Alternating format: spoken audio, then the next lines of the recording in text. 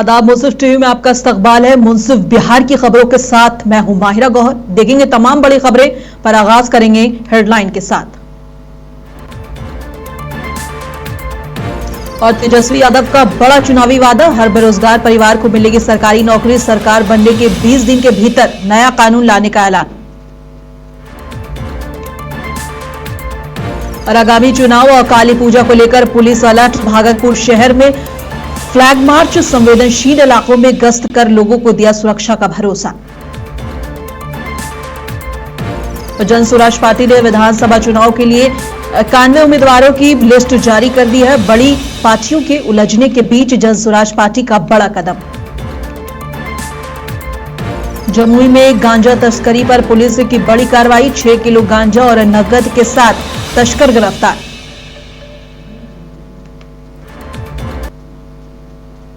और बिहार विधानसभा में विपक्ष के नेता और आरजेडी नेता तेजस्वी यादव ने पटना में एक अहम प्रेस कॉन्फ्रेंस को संबोधित करते हुए युवाओं के लिए बड़ी सौगात पेश की है।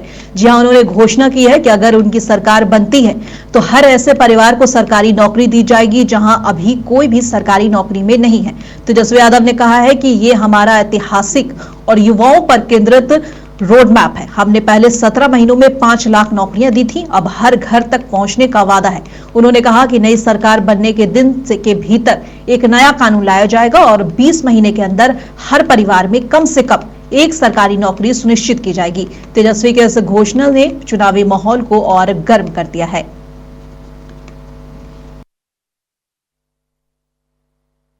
सरकारी घोषणा की है और हम लोगों की सोच है सामाजिक न्याय के साथ साथ लोगों को आर्थिक न्याय देना।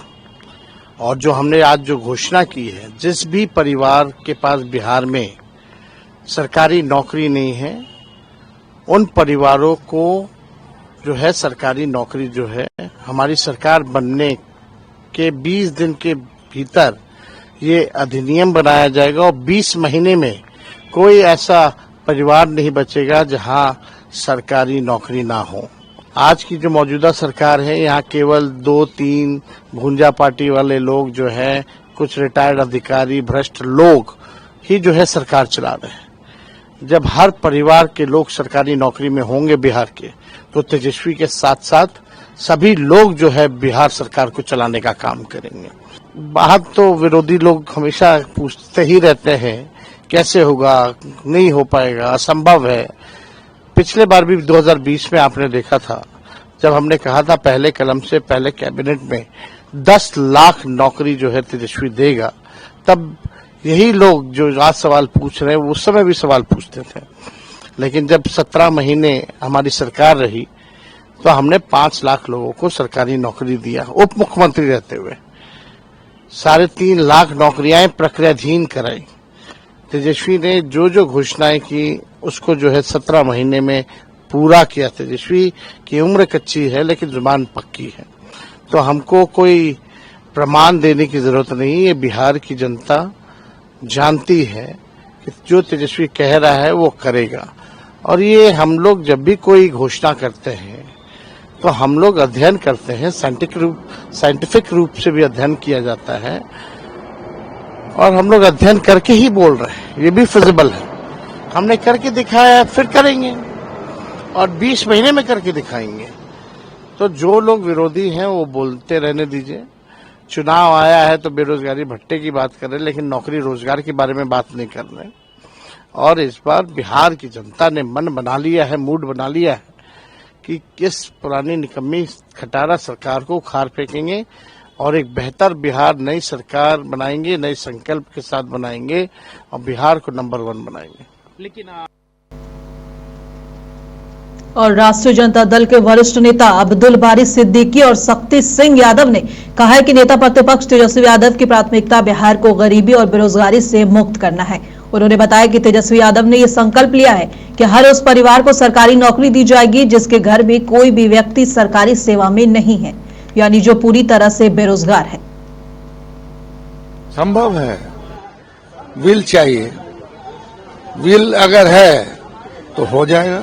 अभी जो है इलेक्शन के टाइम में 10-10 हजार रुपया कौन सी जो बांटा जा रहा है, तो कहाँ से बांटा जा रहा है? तो जनते के पैसा को जनते को दिया जा रहा है। हमारा कमिटमेंट है कि साहब बेरोजगारी खत्म हो और हम लोगों के आंदोलन का जेपी आंदोलन का समझे कि नहीं, ये डिमांड था कि शिक्षा नीति में परिवर्तन, बेरोजगारी दूर करो, महंगाई दूर करो। इस चीज पे हम अब भी कायम हैं और उसको हम जो है आधार मानते हैं। एक प्रण है तेजस्वी जी का कि जो परिवार जॉबलेस है वहां पर एक जॉब देंगे, एक नौकरी देंगे, वह भी सरकारी। और ये आंकड़े हैं, ये आंकड़े जाति गणना के बाद आया है, किस परिवार में नौकरी है, किस परिवार में नहीं। हमारे पास साइंटिफिक आंकड़े हैं और तेजस्वी जी ने उस साइंटिफिक आंकड़े को अध्ययन करने के बाद ये अपने प्रण को दोहराया है। ये कोई साधारण निर्णय नहीं है। यह निर्णय वही ले सकता है जिसके अंदर बिहार का दर्द छुपा हुआ है, हालातों को गंभीरता से जो देखता है। वो दर्द तेजस्वी जी के अंदर है। जब विश्व में उन्होंने 10 लाख नौकरी की बात की थी तो 5 लाख नौकरी दिया भी, पक्की नौकरी दी। जो गांधी मैदान रैलियों के लिए जाना जाता था नियुक्ति मेले में तब्दील हुआ। उतना ही नहीं, 4.5 लाख नियोजित शिक्षकों को नियमित कर दिया। जब सुशील मोदी जब तत्कालीन उप मुख्यमंत्री हुआ करते थे, भगवान भी आएंगे तो नियोजित शिक्षकों को राजकर्मी का दर्जा नहीं मिलेगा, लेकिन दिखाया, उन्होंने किया। तेजस्वी एक पर्ण है, युवा दिलों पर यूं ही राज नहीं करते, इनकी साख जनता में है। एक बात हर कोई बोलता, अरे भाई तेजस्वी तो वो बनता है जो कहता है वो कर देता है। तो ये इनकी साख है, साख इनकी पहचान है। और वर्तमान सरकार की साखें मर गई है। जो कहता था कि बात कहां से लाएगा और लास्ट में फिर उन्हीं के हाथों नियुक्ति बता देते हैं तेजस्वी जी। यहाँ संकल्प पूरा होता है तो उनके अंदर भी जागृति और ललक पैदा करते हैं इन पिच पर आकर के खेलने के लिए। ये बताइए, और आगामी विधानसभा चुनाव और काली पूजा के मद्देनजर शहर की सुरक्षा व्यवस्था को लेकर पुलिस प्रशासन अलर्ट मोड में है। सिटी एसपी के नेतृत्व में शहर के विभिन्न थाना क्षेत्रों में फ्लैग मार्च निकाला गया। इसका उद्देश्य संवेदनशील इलाकों में कानून व्यवस्था की स्थिति का जायजा लेना और लोगों में सुरक्षा का विश्वास जगाना था। फ्लैग मार्च में पुलिस उपाधीक्षक, नगर पुलिस उपाधीक्षक और विधि व्यवस्था सहित ततारपुर, कोतावली और जोगसर थाना के थानाध्यक्ष शामिल हुए। इस दौरान केंद्रीय पुलिस बल की टुकड़ी भी तैनात रही। पुलिस के दस्ते में ने हथियारों और वाहन के साथ इलाकों में घूमकर लोगों को यह संदेश दिया है कि किसी भी तरह की गड़बड़ी बर्दाश्त नहीं की जाएगी।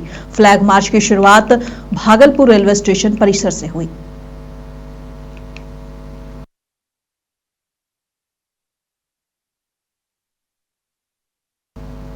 और विधानसभा चुनाव को ध्यान में रखते हुए पटना पुलिस ने सुरक्षा के कड़े इंतजामात कर लिए हैं। जी हां, आदर्श आचार संहिता लागू होते ही पुलिस ने सीएपीएफ के सहयोग से जिले भर में विशेष जांच अभियान शुरू कर दिया है। पुलिस अधिकारियों के अनुसार इस अभियान का उद्देश्य उन तत्वों पर कड़ी नजर रखना है जो चुनावी माहौल को बिगाड़ने का या कानून व्यवस्था को बाधा डालने की कोशिश करते हैं और आपराधिक गतिविधियों में शामिल या वंचित व्यक्तियों को गिरफ्तारी के लिए लगातार छापेमारी की जा रही है। संवेदनशील इलाकों में अतिरिक्त सुरक्षा बल तैनात किए गए हैं और प्रमुख स्थानों पर चेकिंग को और सख्त कर दिया गया है।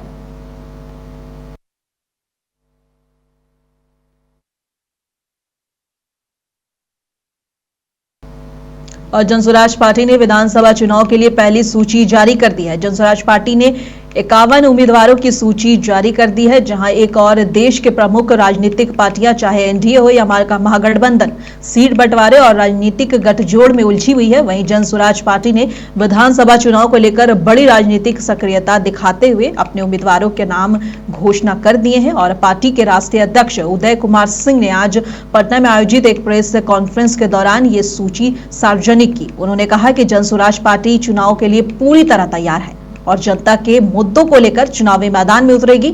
यह कदम राज्य की राजनीति में एक अहम मोड़ माना जा रहा है, जहां क्षेत्रीय और दलों का प्रभाव धीरे धीरे बढ़ता दिखाई दे रहा था।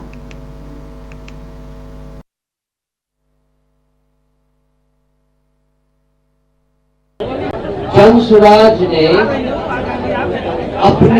अपने प्रत्याशियों की पहली सूची जारी करने के लिए बुलाई है। ये बात भी आप सब जानते हैं कि we are first of the block.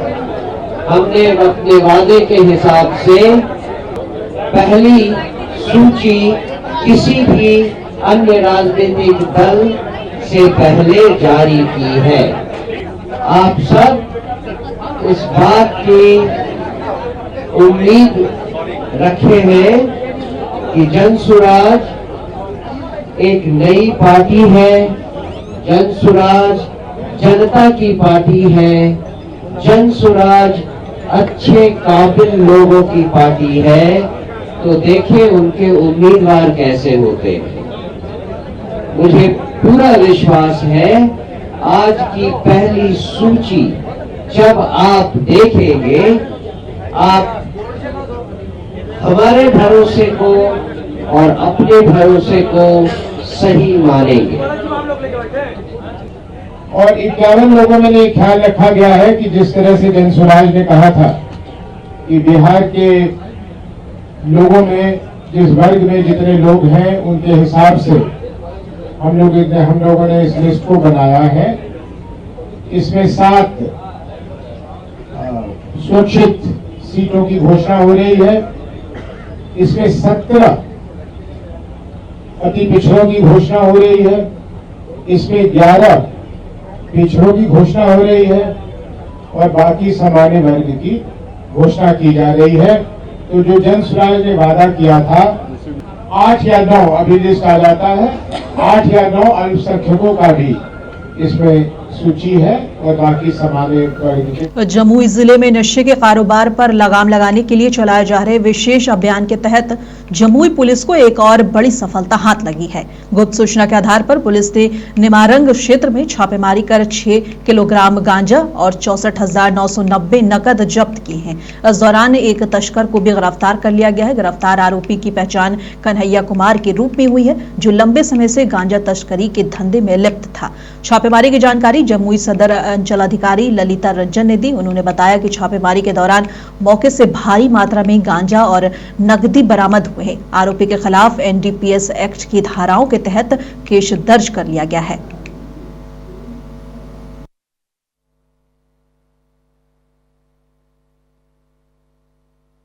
करीबन 6 किलो गांजा और 64,990 रुपया और कैश। गिरफ्तारी भी हुई है किसी का? हाँ, कन्हैया साहब पेशर। और भागलपुर के कहलगांव विधानसभा क्षेत्र में नेता प्रतिपक्ष तेजस्वी यादव का जनसभा ने कांग्रेस की बेचैनी बढ़ा दी है।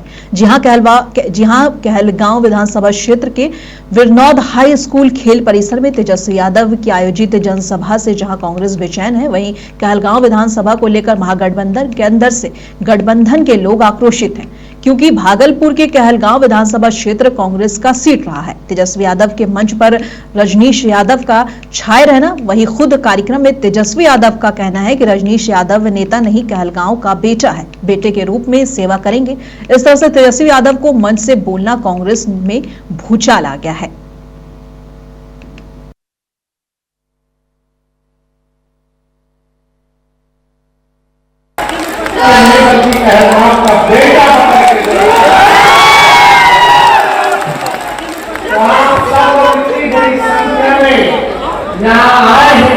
हम आप सब लोगों को दिल से धन्यवाद देते हैं, लेकिन एक काम करना पड़ेगा, सब लोगों को जोड़ना पड़ेगा। लोग बहुत सवालों है, सीटों चुरा लिया गया। हाथ बनाने की अच्छी बात है कि नहीं? हाथ तो बनाना गरीब को भर वोट देते हैं, काम करते हैं गुजरात से। चुनाव आ गया है, नमस्कार आदाब हम करते हैं, लेकिन बीजेपी वाला नफरत को हिंदू मुसलमान को जाग रखेगा, लड़ाई आपस में लड़ना नहीं है। बेरोजगारी, महंगाई और गरीबी अगर मुक्ति चाहिए तो भाजपा को बनाइए और बेरोजगारी।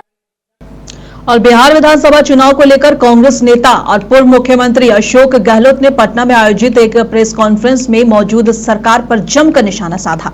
उन्होंने कहा कि बिहार पिछले 3 दशकों से बदनजमी का शिकार रहा है और अब समय आ गया है कि जनता बदलाव लाए। गहलोत ने कहा कि सीए जैसे मुद्दों के जरिए जनता को गुमराह किया गया है और जबकि असल समस्याएं जैसे बेरोजगारी, महंगाई, शिक्षा और स्वास्थ्य पर सरकार पूरी तरह विफल रही है।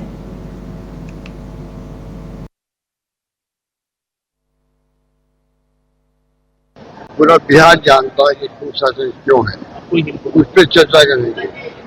हर क्षेत्र में सरकार फेल हुई है, तो मौका जनता के लिए बदलाव करने का। नीतीश कुमार जी जो है वो इस जमाने में उनका चेहरा बड़ा अलग ढंग का था, अलग पहचान थी। देश के प्राइम मिनिस्टर बनने की बात होती थी, उनका नाम आता था, वो खुद भी उम्मीदवार बनते थे, सब कुछ था। पर जिस प्रकार उन्होंने बार बार अपना मिजाज बदला, कभी मोदी जी के नाम पे इस्तीफा दे दिया मुख्यमंत्री पद से, केंद्रीय मंत्री पद इस्तीफा दे दिया मेरे ख्याल से, तो इतना इन्होंने बदलाव किया अपने आप को, उससे वो नीतीश कुमार नहीं रहे। इतना डैमेज हो गए पूरे कंट्री के अंदर। जो व्यक्ति प्राइम मिनिस्टर का उम्मीदवार हो, जो अपने आप खुले रूप में प्राइम मिनिस्टर का उम्मीदवार मानता हो, जिसका मान सम्मान भी अलग ढंग का था देश के अंदर, वो पूरा ध्वस्त हो चुका है। उनके खुद की गलतियों से मैं कह सकता हूँ, उसका नतीजा भुगतना पड़ेगा इस पर।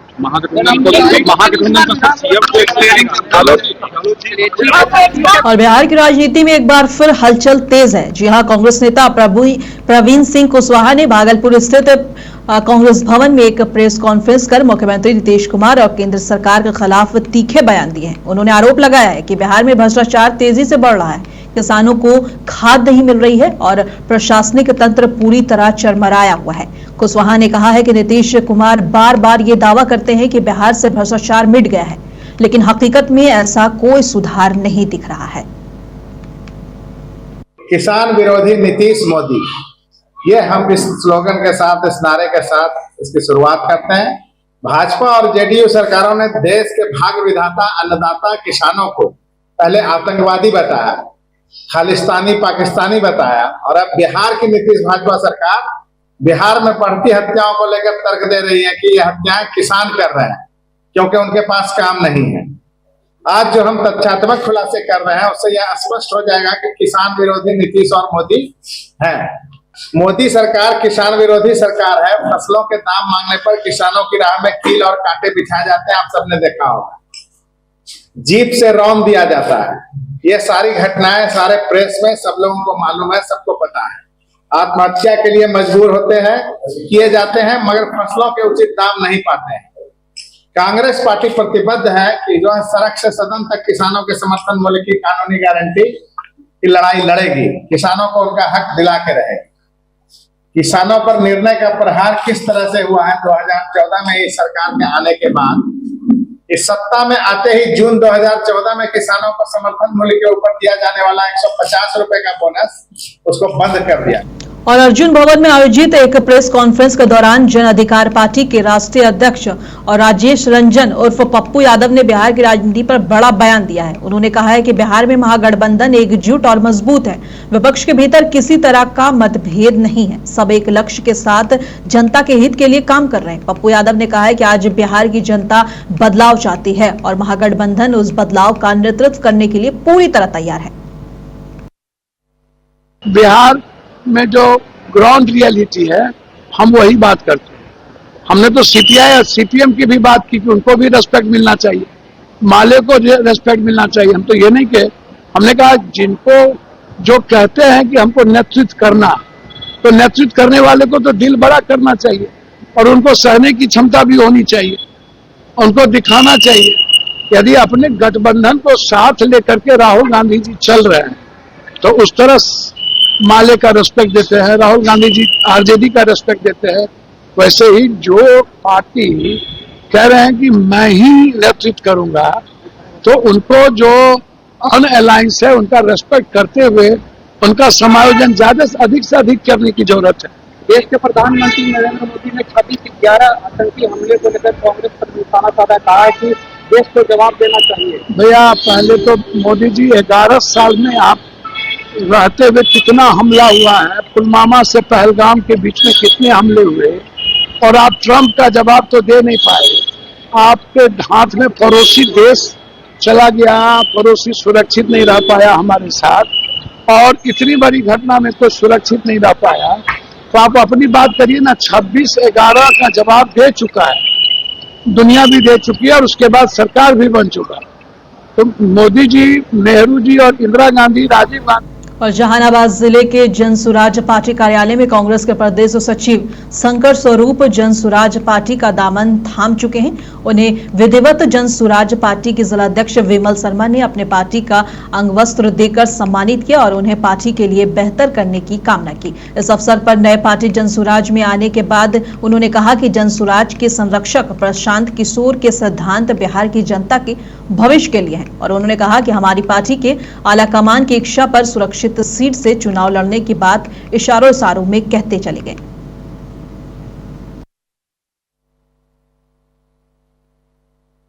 तो मैं वैसे बिहार की परिकल्पना करना चाहता था जो प्रशांत जी देखना चाहते थे। मुझे प्रशांत जी में वो चीज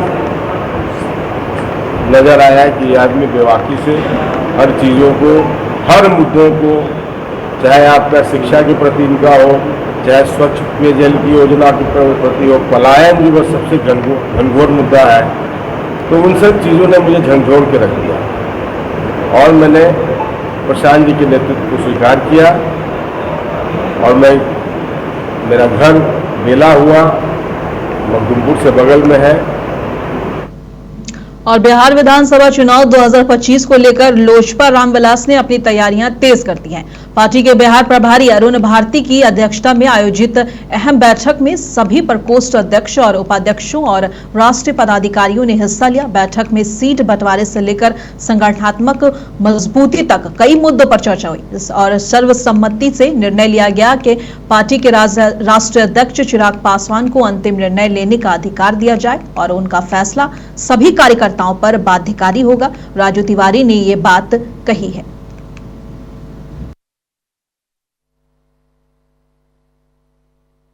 आज हमारे बिहार के चुनाव प्रभारी आदरणीय अरुण भारती जी की अध्यक्षता में बैठक बुलाई गई, जिसमें हमारे बिहार के सभी प्रकोष्ठ के अध्यक्ष, उपाध्यक्ष और हमारे सभी राष्ट्रीय भी पदाधिकारी, बहुत सारे हमारे महत्वपूर्ण साथी आज इस बैठक में शामिल हुए और हम लोगों ने सर्वसम्मति से अभी जो आगे सीटों पे बात हो रही है, जो भी कुछ निर्णय के लिए हम लोग ने राष्ट्रीय अध्यक्ष जी को ऊपर सब कुछ सौंप दिया है कि अंतिम निर्णय राष्ट्रीय अध्यक्ष जी लेंगे, वही पार्टी के सभी एक एक कार्यकर्ताओं को मान्य होगा। इस बैठक में यही सर्वसम्मति से देखिए सब चीज का हम लोगों ने अपने राष्ट्रीय अध्यक्ष जी को अधिकृत कर दिया। अब देखिए और राजधानी पटना में भ्रष्ट अधिकारियों पर कार्रवाई लगातार जारी है। पटना में डाटा एंट्री ऑपरेटर सह क्लर्क और कार्य करने वाले मनोज कुमार को घूस लेते रंगे हाथ गिरफ्तार कर लिया गया है। निगरानी अन्वेषण ब्यूरो टीम पटना के कार्रवाई की है और सचिवालय कोषागार निर्माण भवन विश्वविद्यालय भवन के समीप कोषागार भवन कक्ष से 20,000 घूस लेते गिरफ्तार हुआ है। परिवादी और योजना चौधरी और रिटायर्ड इंजीनियर ने सेवानिवृत्त लाभ निर्गत करने के नाम पर रिश्वत की मांग की गई थी, जिसकी शिकायत पटना की निगरानी अन्वेषण थाने में लिखित शिकायत दर्ज कराई गई थी। इसके बाद भ्रष्टाचार के विरोध बड़ी कार्रवाई निगरानी अन्वेषण ब्यूरो पटना टीम ने उसको अंजाम दिया और निगरानी अन्वेषण ब्यूरो के डीजे जितेंद्र सिंह गंगवार ने आम लोगों से अपील करते हुए कहा है कि भ्रष्टाचार के खिलाफ इस मुहिम को ऐसे ही आगे बढ़ाते रहें और शिकायत करते रहें ताकि उस पर कार्रवाई की जा सके। भ्रष्टाचार के विरुद्ध निगरानी अन्वेषण ब्यूरो द्वारा लगातार कार्रवाई की जा रही है और उन कार्रवाइयों पर लगातार सफलता भी अर्जित हो रही है। आज मनोज कुमार नामक डेटा एंट्री ऑपरेटर हैं जो बिल क्लर्क का भी काम करते हैं, सचिवालय कोषागार विश्वविद्यालय भवन में अवस्थित है, उसमें काम करते हैं। इनके विरुद्ध शिकायत मिली थी कि वहां पर रिटायर्ड सुपरिटेंडेंट इंजीनियर योधन चौधरी हैं, इनके सेवानिवृत्त लाभों को लेकर के बिल इत्यादि बनाने में इनके द्वारा। और बीते 3 अक्टूबर 2025 को गडहनी सब्जी मंडी से एक नाबालिग लड़की के अपहरण को लेकर उसके परिजनों द्वारा गडहनी थाना में आवेदन दे प्राथमिकी दर्ज कराई गई थी और न्याय की गुहार लगाई गई थी। इस संबंध में थानाध्यक्ष कमलजीत के द्वारा बताया गया है कि थाना क्षेत्र में धमनिया गांव निवासी संजय साहू के द्वारा चिरायु मोइत्रा यादव के विरुद्ध अपहरण का आरोप लगाया गया है। अपहरण रिया के परिजनों द्वारा रिया को वापस करो और शिक्षक नहीं दरिंदा है नारे के साथ गड़हनी शांति नगर के से स्कूल की छात्र छात्राओं से आरा सासाराम मुख्य सड़क पर मार्च कर न्याय की गुहार लगाई गई है। यह शिक्षक नहीं है, मेरी बेटी को इसने 3 तारीख से अपहरण कर लिया है। न पुलिस सुन रही न प्रशासन सुन रही है। प्रशासन अभी चुप्पी छाप दी हुई है। हम लोगों ने बहुत मेहनत करके अपहरणकर्ता का घर ढूंढा, बहुत मेहनत करके उसका पूरा डिटेल भी निकाला। उसका 5-6 नाम है। ये 30-40 लड़कियों को अपहरण किया है, लेकिन आज तक किसी पुलिस प्रशासन के हाथ में नहीं आया है।